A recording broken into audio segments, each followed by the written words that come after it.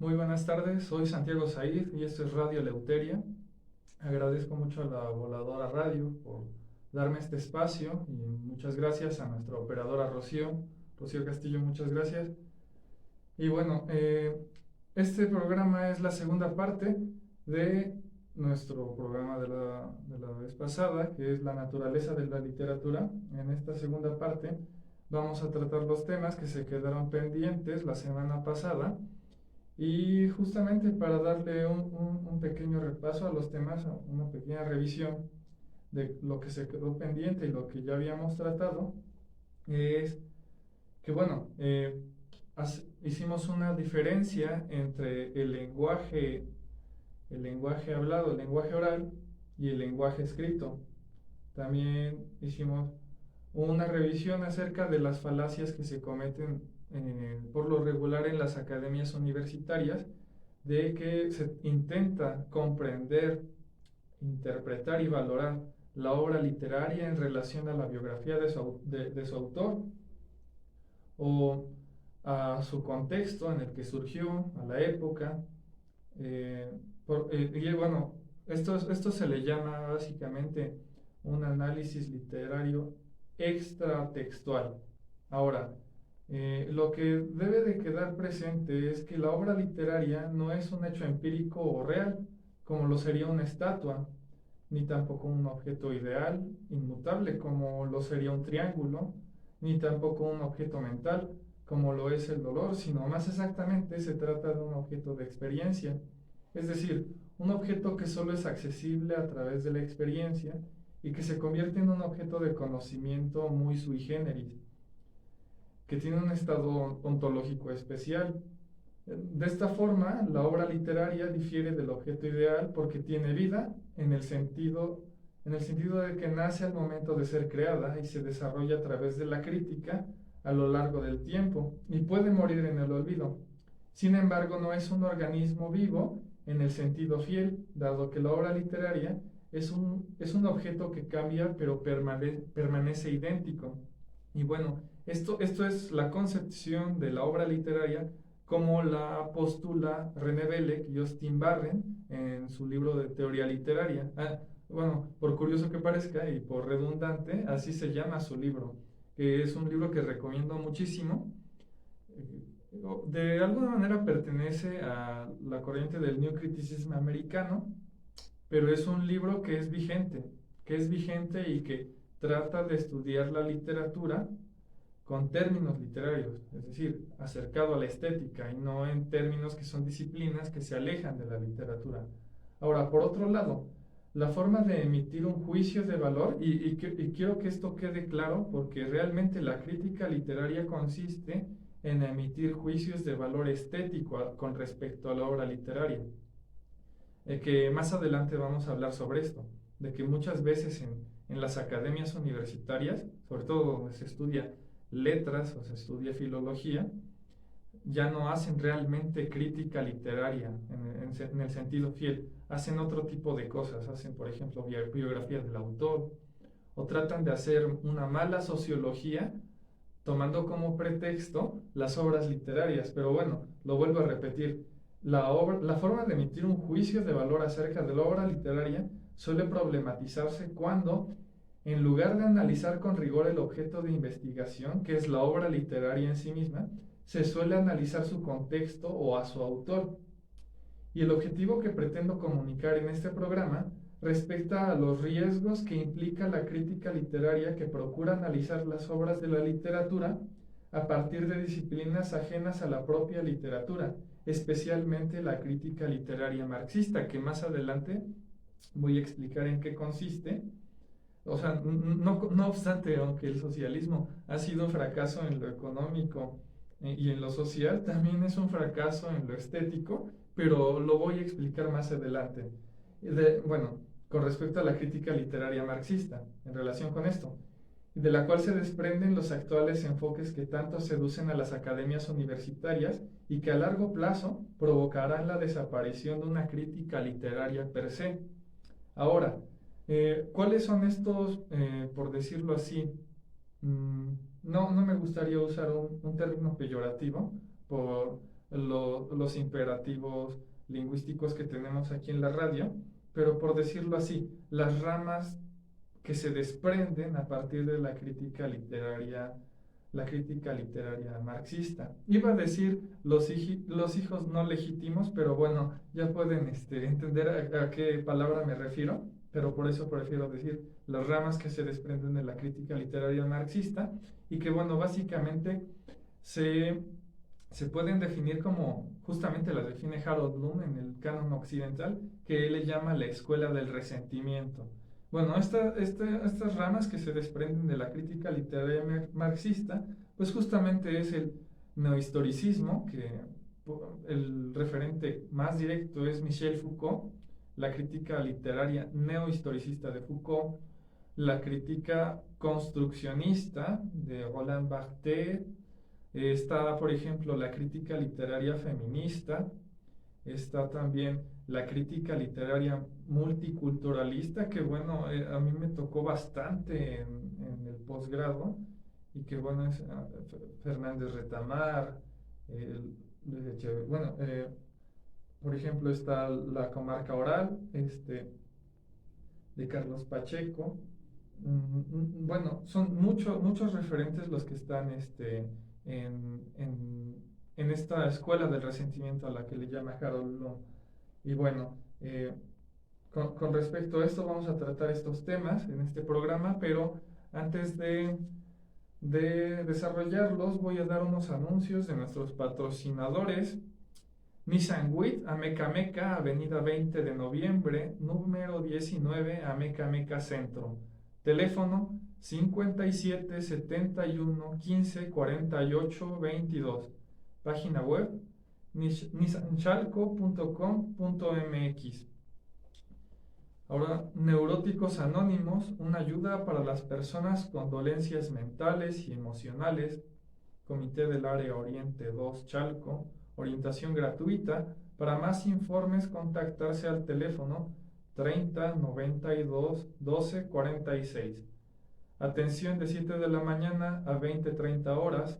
Y Alcohólicos Anónimos, Oficina Intergrupal Paso 12. Orientación gratuita. Para más informes, contactarse al teléfono 55 83 08 19 23. Atención de 10 de la mañana a 18 horas. Y bueno, recordamos la Voladora Radio en franca rebeldía. Contáctanos en cabina, teléfono 597 97 8 52 52. WhatsApp 55 40 61 54 59. Facebook y Twitter, @La Voladora Radio. Página web www.lavoladora.org. Muchas gracias.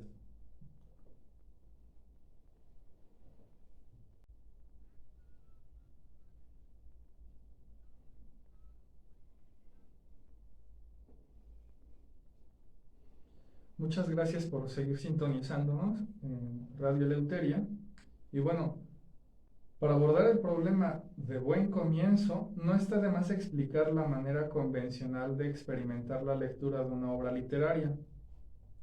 Para el lector no especializado, la obra literaria que intenta ser realista o naturalista, como son las novelas de Flaubert, Solá, Gorky o Alas Clarín, es apreciada de la manera menos artística. Es decir, el lector convencional no especializado aprecia este tipo de obras literarias no tanto por sus cualidades estéticas, sino por aquella proyección de sus propias experiencias. Esto quiere decir, dicho de otra manera, que el lector común es algo así como un concurrente ingenuo que asiste a un espectáculo de ilusionismo, en el que se deja sorprender a causa de los artificios del ilusionista y que en vez de interpretar esa ilusión como un truco para entretenerlo, la interpreta como un hecho sobrenatural y mágico. Si bien esa ilusión de realidad dentro de una ficción que emplea el autor es desde luego un tremendo logro estético, no por ello se trata de un artificio, bueno, no por ello se trata de que aquello que intenta proyectar el escritor sea un hecho real. Lo cierto es que la ilusión de realidad a partir de la estilización, lo cierto es que, bueno, lo que provoca el efecto de realidad es justamente la estilización del lenguaje. En eso consiste ser un escritor, un artista de la palabra, de que logra estilizar el lenguaje para que nosotros como lectores tengamos una ilusión de realidad en aquello que estamos leyendo. En el programa anterior yo había explicado que la obra literaria, además de ser un artefacto semántico y un artefacto estético, es a la vez un artefacto retórico, en el sentido de que aquello que escribe el autor es destinado para persuadirnos de que lo que leemos es un mundo coherente, es un mundo que tiene lógica en sus propios marcos de realidad. En eso consiste el talento de un escritor, es decir, en otras palabras, el talento de un escritor consiste en crear su propio mundo, pero es un mundo que funciona en sus propios marcos de realidades, es decir, es un universo funcional. Y justamente el talento sobre todo de los escritores que tienen un estilo realista o naturalista, consiste en persuadirnos de que lo que estamos leyendo es semejante a nuestra realidad.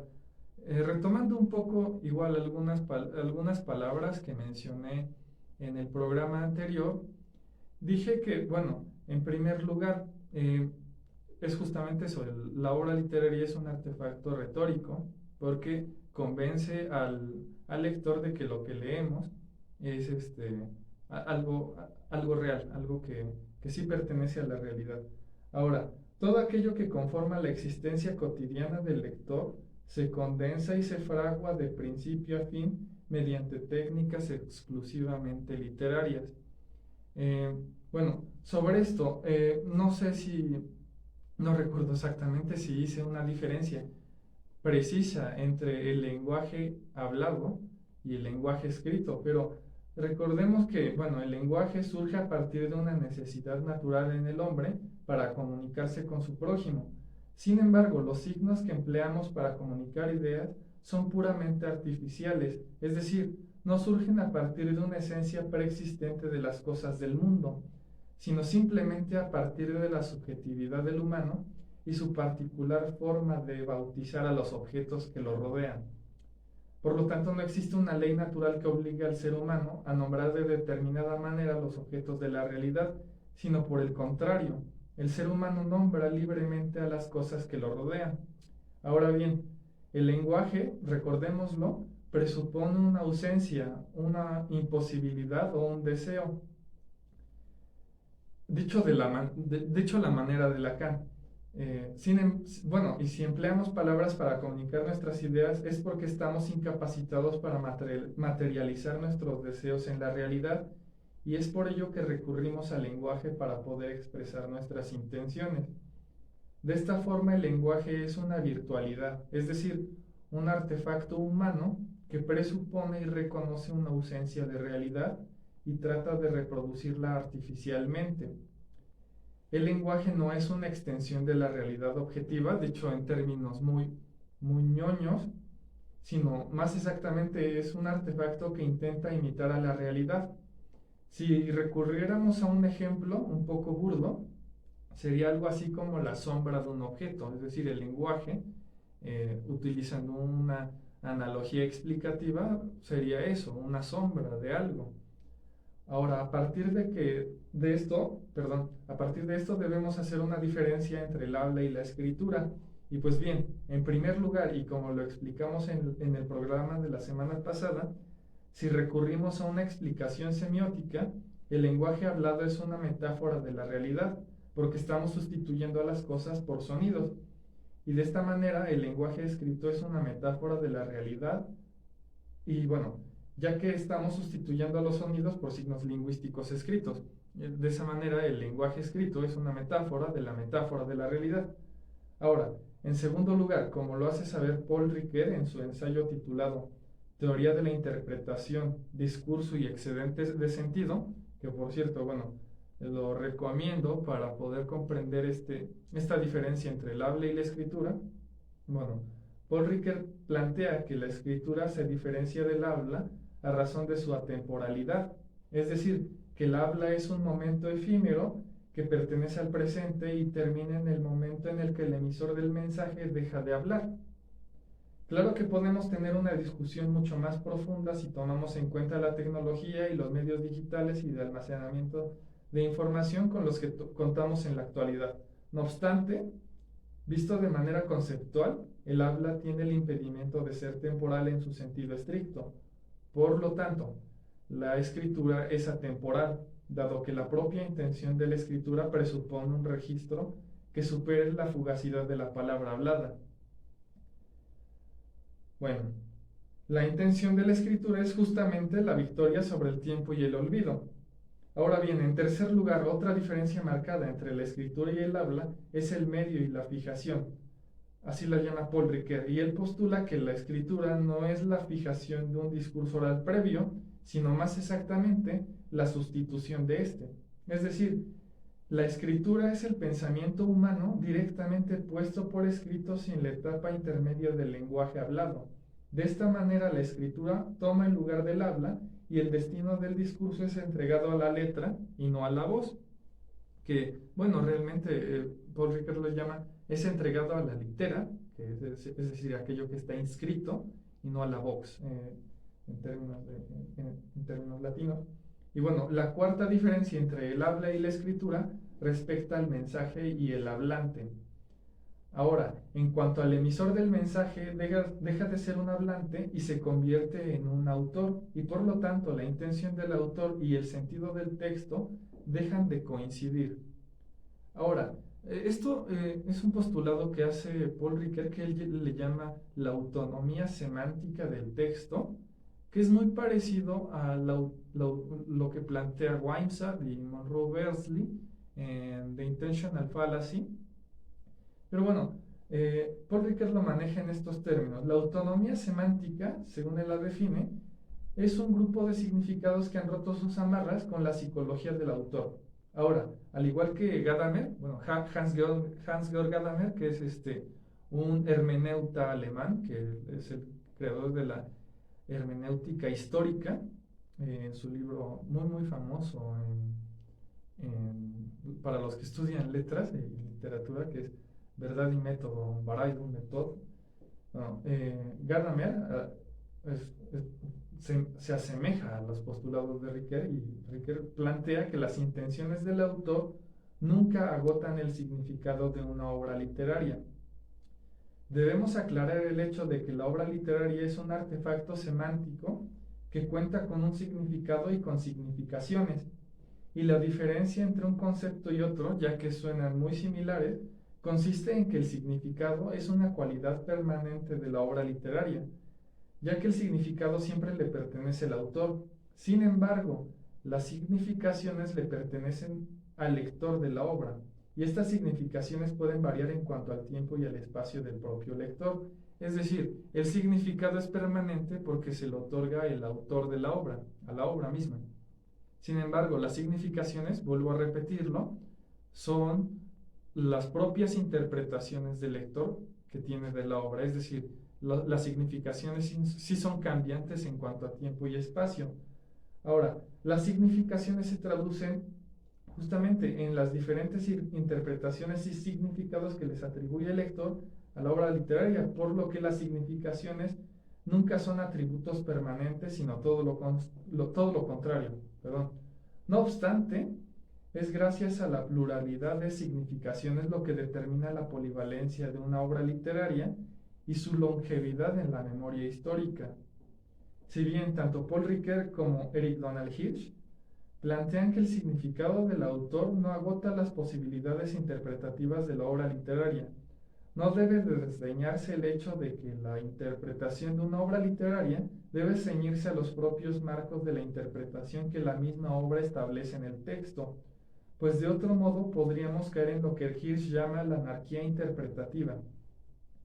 Asimismo, parafraseando lo que ya había explicado en el programa anterior, la obra literaria es autónoma del autor en el sentido de que al momento de ser escrita se separa de su creador y por el mismo hecho de ser una obra de arte no necesita de la explicación del autor para comprenderse.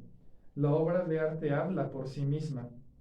Sin embargo, los críticos literarios mediocres, que no saben cómo enfrentarse a una obra literaria, por lo regular recurren a las intenciones del autor para explicarla. Y lo que debemos en este momento denunciar es que en esa clase de críticos literarios no están diciendo nada nuevo, puesto que solo están repitiendo lo que el autor ya dijo sobre su obra. Y lo que busca la crítica literaria seria es justamente encontrar nuevas interpretaciones a una obra de arte. Decir algo nuevo acerca de lo mismo, porque precisamente una obra de arte se enriquece y demuestra su valor estético a partir de su propia polivalencia.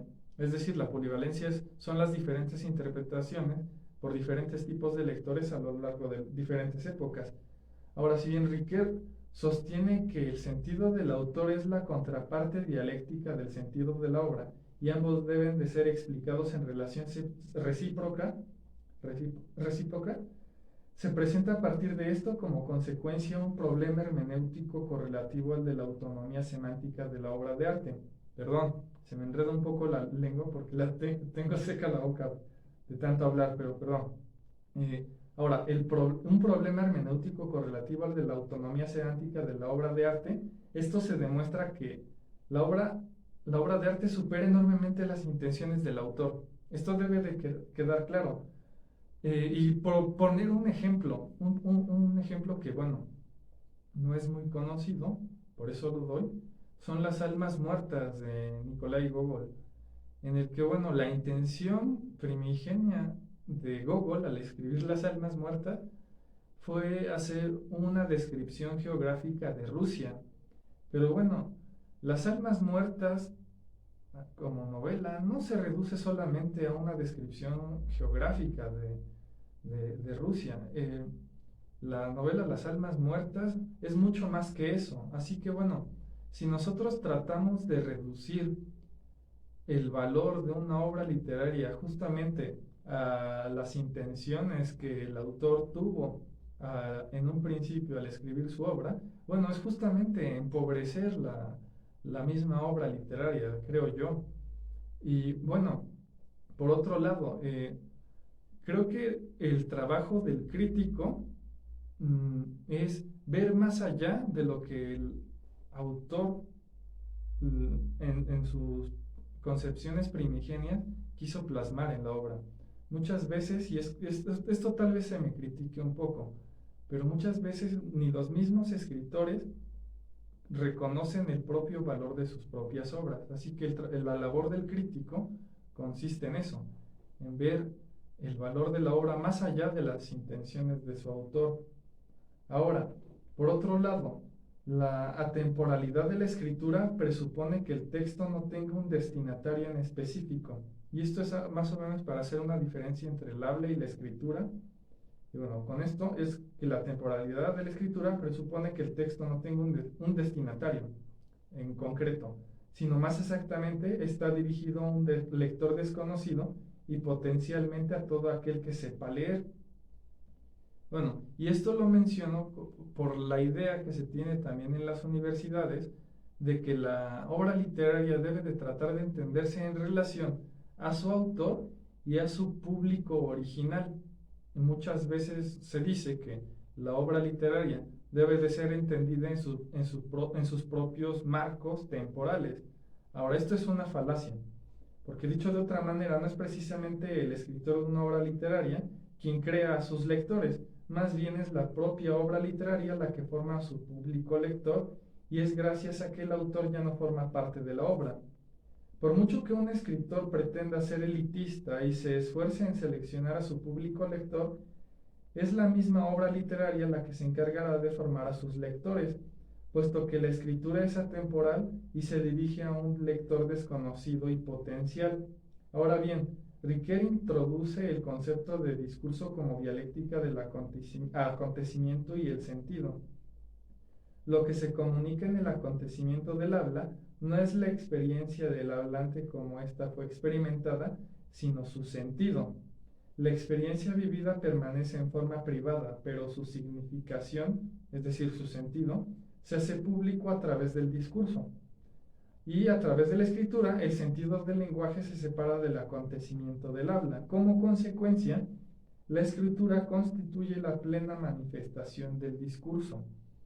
Es decir, una obra literaria, por lo regular, trata de ser estudiada cuando responde a las propias vivencias del escritor. Es decir, mm, muchas veces, y esto es realmente una herencia que nos llega de la hermenéutica romántica de Schleiermacher y de Wilhelm Dilthey, en el que se trata de comprender un texto literario, por lo regular, como la vivencia del autor. Pero bueno, se ha demostrado, y esto lo demuestra Ricker, que el sentido del discurso, y sobre todo del discurso escrito, no revela la vivencia original, sino el sentido de esa vivencia que le da el propio autor.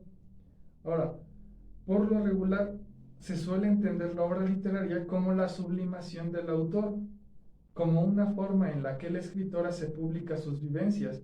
De hecho, son muchos los críticos quienes intentan reconstruir la vida de determinado escritor a través de su obra, pero este es un malentendido que ignora un ejercicio psicológico muy evidente, y es que en la mayoría de las veces son los escritores quienes utilizan la escritura para expresar aquello que en la vida real sería imposible lograr.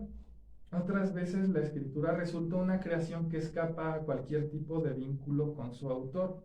De la misma manera, a través de la explicación del discurso como dialéctica del acontecimiento y el sentido, lo que se comunica no es la vivencia, sino su sentido, como ya lo dije. Y bueno, más exactamente, el sentido subjetivo que puede presentar problemas para interpretarse correctamente. Por otro lado, tratar de reconstruir la vida del autor a partir de su obra no es hacer crítica literaria, sino más bien utilizar la literatura para hacer una mala biografía. Y bueno, esto responde a un planteamiento que hice antes del primer corte, que eso no es hacer crítica literaria, es tratar de hacer mala sociología, una mala biografía a partir de un texto literario que presupone una ficción. Ahora bien, la literatura en esencia no opera con lógica como en la realidad. No podemos explicar la literatura con fórmulas de la lógica, ya que la literatura no funciona lógicamente. Los sucesos y acciones que se realizan en la ficción literaria no pertenecen al ámbito de lo real, por lo que incluso si son representaciones aceptadas como verdad, la base de esas representaciones ficticias en la literatura es, en última instancia, la representación misma. El texto literario no mantiene una relación de referencia con el mundo, sino que solo es representativo de sí mismo. Es decir, la literatura es autorreferencial. Y esto lo voy a explicar un poco más adelante, porque el discurso literario no puede ser verdadero o falso, sino que no puede ser válido más que con relación a sus propias premisas. Participa de una especie de tautología que postula Svetan Todorov, la cual dicta que la literatura se significa a sí misma. Eso quiere decir que sea autorreferencial. El fenómeno literario existe en tanto esfuerzo por decir lo que el lenguaje corriente no puede decir. Por esta razón, Svetan Todorov plantea que la crítica literaria tiende siempre a convertirse en literatura, porque solo es posible hablar de lo que hace la literatura haciendo literatura. Y voy a citar un pequeño párrafo que escribió Svetan Todorov en Introducción a la Literatura Fantástica, que dice de esta manera, abro cita: la literatura puede constituirse y subsistir solamente a partir de esta diferencia con el lenguaje corriente. La literatura enuncia lo que solo ella puede enunciar. Cuando el crítico haya dicho todo sobre un texto literario, no habrá aún dicho nada, pues la definición misma de la literatura implica no poder hablar de ella. Cierro cita. Y vuelvo a repetir la referencia. Es Introducción a la Literatura Fantástica, escrita por Svetan Todorov. Ahora, la ficción de la producción literaria tiende a construir significaciones sobre la misma base textual sin consecuencias externas a la literatura, y esto es porque el lenguaje literario excede su significado abstraíble, porque en literatura no existe proporción entre el significado y el significante. Ahora, posiblemente ya no nos dé tiempo de desmontar aquellas falacias que plantea la escuela del resentimiento, así como la llama Harold Bloom, pero bueno, voy a dar una pequeña aproximación a lo que esta escuela de supuestamente crítica literaria, que en realidad son charlatanes, pero bueno, voy a dar una pequeña aproximación a lo que voy a decir posiblemente en el próximo programa, en la siguiente semana, pero bueno, lo que se plantea es esto. La ideología, como la define el profesor Mario Bunge, que por cierto es un gran filósofo de la ciencia que lamentablemente ya se nos fue, pero él dice que la ideología, junto con las pseudociencias y las pseudotecnologías, es uno de los más poderosos saberes acríticos de las sociedades civilizadas organizadas políticamente como Estado. Ahora bien, la ideología es también una de las formas principales de degradación de la crítica literaria, como la define Mario Bunge. La ideología es un discurso basado en creencias acríticas que se enfrentan a un saber crítico, que son la ciencia y la filosofía. Las ideologías son representaciones colectivas y organizadas que intentan expresar el modo en que las personas viven e interpretan la realidad. Asimismo, las ideologías son un conjunto de creencias acríticas que con fines políticos y de poder buscan la legitimación en la sociedad. Ahora bien, las ideologías asocian los ideales a las dimensiones psicológicas, lingüísticas o sociológicas del ser humano y convierten en valores absolutos los resultados particulares y relativos que se derivan de tales asociaciones. La ideología marxista, que predicaba que en todas las sociedades existe una ideología dominante que refleja las ideas de los grupos sociales, los cuales imponen al resto de la sociedad su ideología a partir de la coacción, el marxismo, irónicamente, realizó en la práctica exactamente aquello que denunció. De la misma manera, Karl May, que es un sociólogo alemán, consideró que la ideología es un fenómeno psicológico que tiende a ser un error o una deformación que sufre un individuo o grupo social en alguna dimensión de su pensamiento. Ahora, cuando un crítico intenta definir la literatura o intenta comprender una obra literaria a partir de un marco de pensamiento ideológico, incurre en un conjunto sistemático de prejuicios, porque las coordenadas por las cuales el crítico intenta explicar la obra literaria no le conducen a un resultado concreto.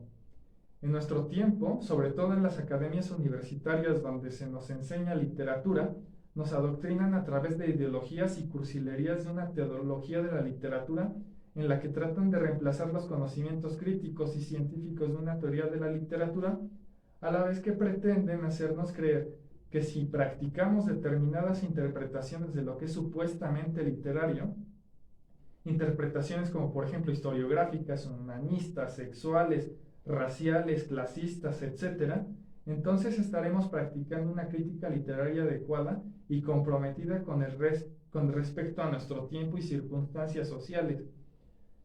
Esta crítica literaria es prejuiciosa, oportunista y errónea, porque busca en la literatura una respuesta a la realidad, cuando debería buscar en la literatura una respuesta literaria. Si toda ideología es un engaño, una deformación intencionada y total del pensamiento, por consiguiente, toda crítica literaria emplazada en el marco de una ideología devendrá en un resultado negativo. Con esto me quedo al menos antes de hacer el corte, porque es justamente lo que vamos a tratar posiblemente, muy posiblemente, en el programa de la semana que viene, porque no creo que nos dé tiempo hoy. Pero bueno, con esto me quedo. Justamente son las ideologías y justamente las ideologías marxistas las que han secuestrado a las academias universitarias donde se estudia literatura. Pero bueno, voy a dar un anuncio nuevo que tengo aquí e invito a las personas que recurran a algún tipo de servicio profesional de corrección de estilo a que se acerquen a Niebla. Corrección profesional de textos, revisión de ortografía y gramática, sintaxis y vocabulario. Se corrigen tesinas, tesis, artículos, ensayos, informes, documentos oficiales, publicaciones en revistas y periódicos. Cotizaciones y contacto al teléfono por WhatsApp 55 60 61 66 97. Niebla, corrección profesional de textos. Y bueno, regresamos. Muchas gracias.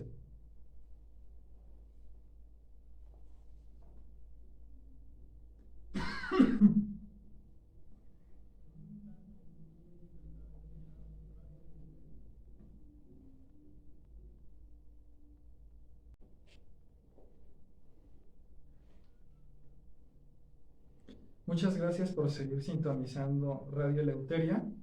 Y bueno, lo que mencioné antes del corte fue justamente eso, que, bueno, lo que quise decir en ese momento y ahora es que realmente las academias universitarias, que deberían ser instituciones críticas, se han convertido en la actualidad en instituciones lacayas de los intereses de la política. Y eso realmente ha contaminado también a lo que es la disciplina literaria, porque ahora se trata de politizar la literatura y tratar de buscarle algún matiz político en lo que, en lo que escribió alguien.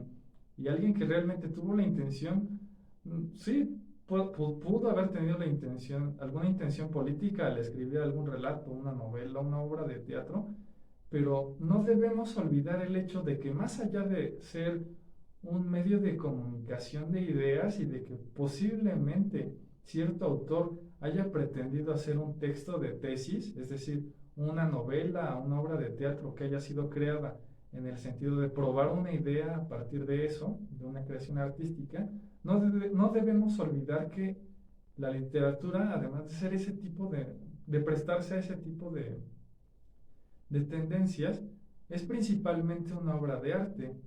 Y una obra de arte debe de ser entendido en sus propios términos, como una obra de arte. Lo secundario es justamente su contenido. Pero bueno, quise decir esto con respecto al tema tratado en este momento. Ahora, dicho en palabras más claras, las universidades se han convertido en centros de adoctrinamiento marxistas que han reemplazado la pluralidad de saberes por una reducción de prejuicios acríticos impulsados por la ideología dominante. Y esta serie de prejuicios que contaminan a las academias universitarias, sobre todo en las facultades de ciencias sociales y humanidades, claro, llegan hasta la gente como fundamentos incuestionables que no les permite pensar libremente. Y ahora, la literatura no puede ser entendida a partir de un análisis literario que tenga una intención ideológica, como es la lucha de clases. La literatura apela a la realidad, ya que de lo contrario no podría ser entendida. No obstante, se recurre a disciplinas diferentes para explicar cómo funciona la realidad que plantea cada obra artística en su propio marco de realidad. No se puede tratar de explicar la realidad a partir de la obra literaria. Tampoco se puede recurrir a otras disciplinas para realizar aportes a cualquier otra área que no sea la propia literatura. Si la literatura apela a la realidad, esto significa que trata de ser inteligible para cualquier tipo de lector. Cada obra literaria maneja una realidad que aparenta asemejarse a la nuestra, la realidad del lector, y este es con el objetivo de manejar sus emociones por unos instantes, o como proponen Belek y Barren con respecto a las funciones de la literatura, ellos lo dicen en estos términos: son las sensaciones de las emociones, las percepciones de las emociones. Creo que son bellas palabras y una gran forma de explicar cómo realmente es la función de la literatura. Bueno, pero regresando a esto, no debemos confundir la ficción aparente a una realidad misma. Ahora, en cualquier acto de lectura, intentamos realizar una equivalencia entre nuestra realidad y la realidad planteada en el texto literario. De esa manera nos identificamos con los personajes, relacionamos nuestras experiencias y emociones vividas, nos conmovemos con el recuerdo de las sensaciones y entendemos las circunstancias de la obra, dado que la trama del texto literario se asemeja a nuestro mundo, empezando por el lenguaje. Pero no debemos olvidar que la trama es, ante todo, algo artificial. Eric Bentley, que es igual un teórico literario, explica que la trama es resultante de la intervención del intelecto del artista, que consigue hacer un cosmos con los hechos de que la naturaleza presenta en forma caótica. Es decir, sí, un escritor puede estar muy comprometido con alguna ideología, con algún tipo de pensamiento político, y puede utilizar una novela, una obra de teatro, un poema, para justamente probar sus ideas y estilizarlas. Pero no debemos de creer, por decirlo así, de confundirnos aquella realidad que presenta el autor en una novela con una realidad objetiva. Porque en todo caso, la literatura no es el reflejo de la realidad, es más exactamente la visión que tiene cierto escritor sobre la realidad que lo rodea, pero solamente es su visión, o sea, una visión parcializada, si ustedes quieren prejuiciosa, que corre, o no corre el riesgo, es susceptible más exactamente de estar equivocada. Debemos de tener un sentido crítico propio y no dejarnos confundir por el hecho de que cierto escritor vea de cierta manera el mundo y plantear como una cuestión general que esa novela refleja nuestra realidad. No. Ahora, Belek y Barren, son teóricos que yo admiro mucho por su objetividad. Ellos establecen las diferencias entre la verdad científica y la verdad literaria, y plantean que ambas se asemejan porque pueden usarse para persuadir al receptor. Sin embargo, sus diferencias radican en que la verdad científica se demuestra con datos y resultados. En cambio, la verdad literaria convence por su semejanza con la vida. Y bueno, con esto me quedo en el programa de hoy. En el siguiente programa voy a terminar ya con este tema de la naturaleza de la literatura para desmontar estas falacias de la escuela del resentimiento. Y bueno, invito a nuestros radioescuchas a sintonizarnos el próximo miércoles de 7 a 8 de la noche para terminar con este asunto, que es muy interesante. Y bueno, agradezco mucho a la Voladora Radio por darme este espacio. Agradezco mucho a nuestra operadora Rocío. Muchísimas gracias por el trabajo que haces y nos ayudas siempre aquí en la radio. Y sobre todo usted, amigo Radio Escucha, por sintonizarnos. Viva la libertad y la verdad. Muchas gracias. Radio Deuteria.